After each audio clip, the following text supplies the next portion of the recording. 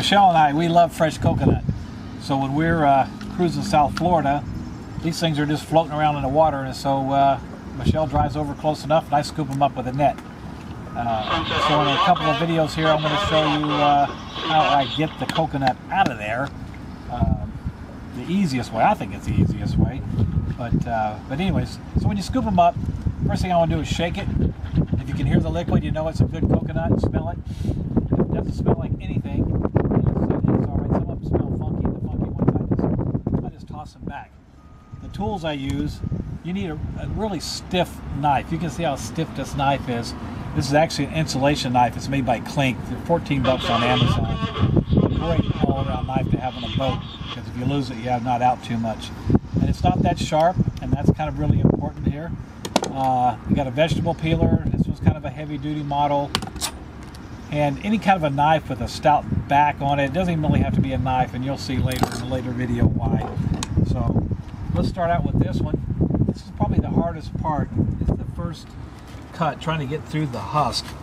And you want to insert the knife in there and rotate it. You can feel the nut, and you want to rotate that knife against the nut. This is definitely not the Boy Scout recommended knife handling technique. So you can see I'm walking that tip right down the nut. You definitely don't want to slip here like that. You might be looking at your intestine. So careful towards here. The nut is closer to the husk at the bottom. The husker is thicker at the top. The second cut, you want to take not such a huge cut. If you take a huge cut, you can see what I've got going on here. About that wide. You go any wider than that, and it's just too hard to pull the husk away from the nut. So there we go. I'll walk that blade down. I'll kind of turn the coconut a little bit, so if the knife does slip, it's just a glancing blow off my stomach instead of full insertion. Alright, so we got that. So we take the knife in there and just kind of pry that out like so and pull. And that's your number one cut. The number two cut, basically the same. You can go a little larger on this cut. And by the way, this is not a clean operation. As you can see, I've already done several, and you want to get in an area that can be easily washed. Same with your clothes. I'm covered with coconut husk here. Walk it down. There's another. Starting to expose it.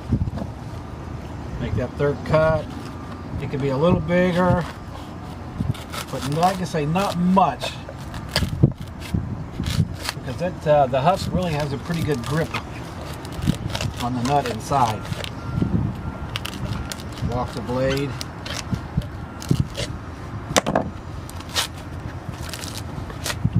So here you can see what I was talking about, where the nut is closer to the husk, or the shell, or whatever you want to call it. The outside up here is pretty thick. All right. I'll make another cut.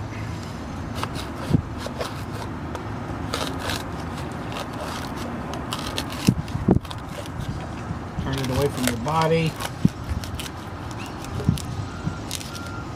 And some of these you're going to pull out of the water, and they're going to be this color, and some of them are going to be green. And see, even with that amount, I can't separate that. And I've really found that it makes no difference in the flavor.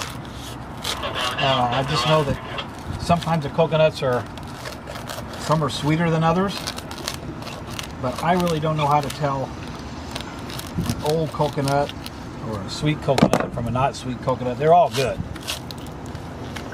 There's that piece. And there you go. There's the nut.